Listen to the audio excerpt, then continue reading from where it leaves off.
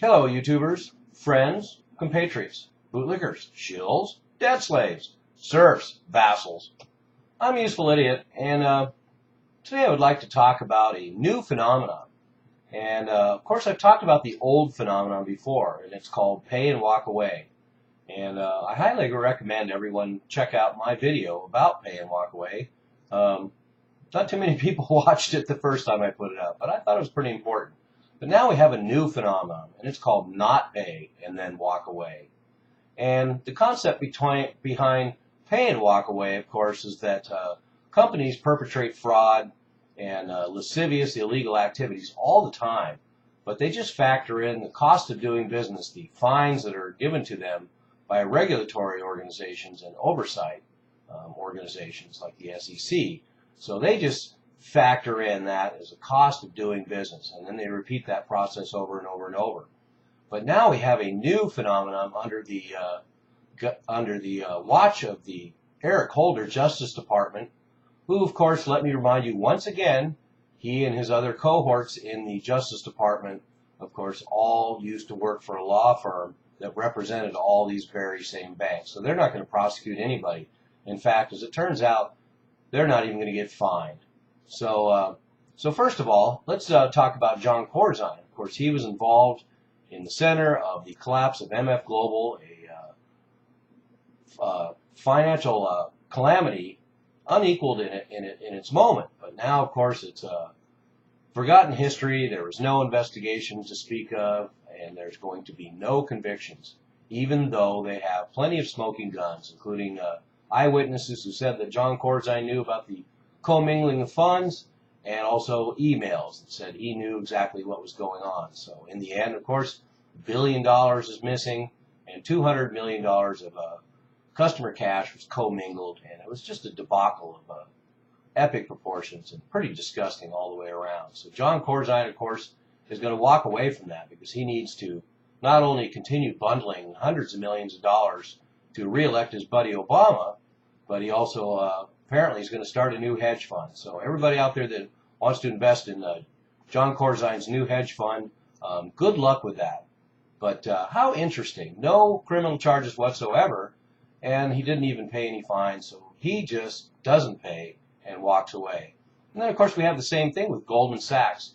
Here they've been under investigation for 4 years, and no real investigation was done, no real hearings were done, and no real staffing was even done to investigate this. And that is basically another smoking gun where we have the internal emails, Goldman Sachs, who are packaging worthless, toxic real estate securities and then knowingly selling them to their customers, knowing they were crap, calling them crap internally, and then betting against their own clients.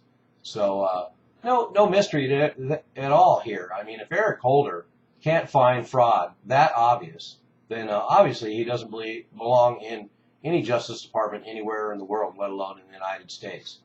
But so once again, we have this new phenomenon of don't pay and walk away, and of course no charges.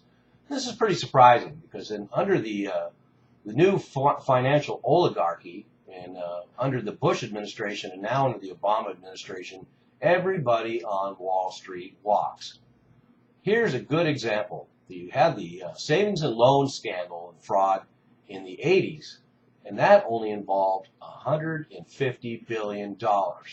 The economic collapse of 2008 and the resultant fraud is 70 times larger than that debacle, and yet William Black at the time was able to get a 90% conviction rate against bank and financial executives. He had over 3,000 convictions and 1,000 felony convictions just against executives.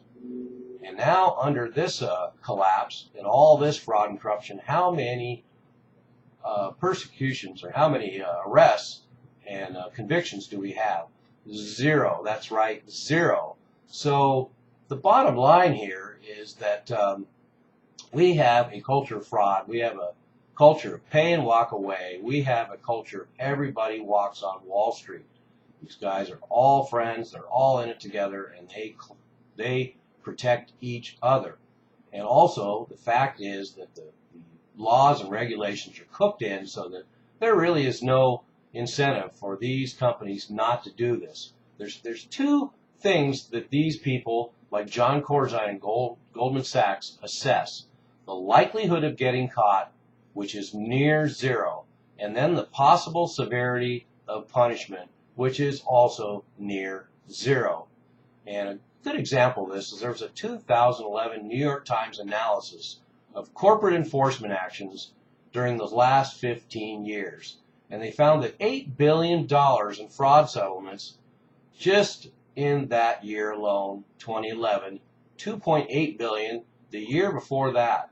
And what they found was 51 cases in which 19 Wall Street firms had broken anti-fraud laws they had agreed never to breach. J.P. Morgan Chase, Goldman Sachs, Morgan Stanley, and Bank of America, among others, had settled fraud cases by stipulating that they wouldn't break anti-fraud laws again, only to do so again and again and again. Here's some examples. Bank of America's security unit had agreed 4 times since 2005 not to violate a major anti-fraud statute, and another 4 times not to violate related laws. So that's 8 times they have been told and fined since 2005. Merrill Lynch separately agreed not to violate the same statute 7 times since 1999. And this is not reserved to just the banking sector. Pfizer is exactly the same. Pfizer was fined $152 million in 2008. Then 2 months later, in 2008, they were fined another $40 million. In 2009, they were fined a record $2.3 billion. And then in 2010, they were fined another $14 million. And each time they make the same promises, and each time they're broken. But ironically, of course, CEO pay and bonuses managed to go up during these settlements. So even though these companies are shelling out billions in fines, they still have enough money laying around to raise the pay and bonuses of the CEOs that do these settlements. So this is the culture that we live in. And to give you an idea what the ratio of is to the profit to loss of these fines is, the deterrence would require a 25 to 75%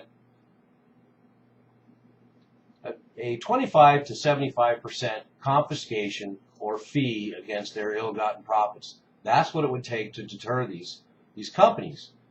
But the average is 1.4% to 4.9%.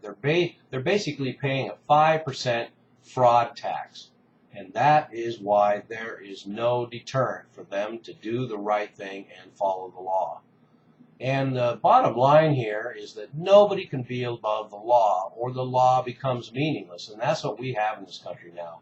Our laws are becoming meaningless.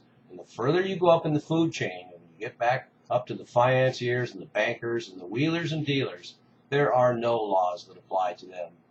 And to make it perfectly clear just why there's no gray area here, and why there's fraud, and it is punishable, and it is prosecutable, and that is the fact that an institution that intentionally alters its transaction records and data to evade oversight and detection has both admitted that it knows something is wrong with the transaction and becomes a conspirator in the act. There's no reason for any American to conform to the law so long as these banksters continue to get away with this sort of conduct with nothing more than a hand slap. So here's the system we have now. It's called the bankster buddy system. It's called don't pay and just walk away. And that's what we have here with Jon Corzine and Goldman Sachs. And this is probably the wave of the future, and it'll be the wave of the future whether Obama's the next president or whether Mitt Romney's the next president, I assure you. And that will be a continuing trend of not paying and walking away. So pay and walk away is now a relic of another age, because now they don't even have to pay a fraud tax. I'm a useful idiot. Don't you be one too.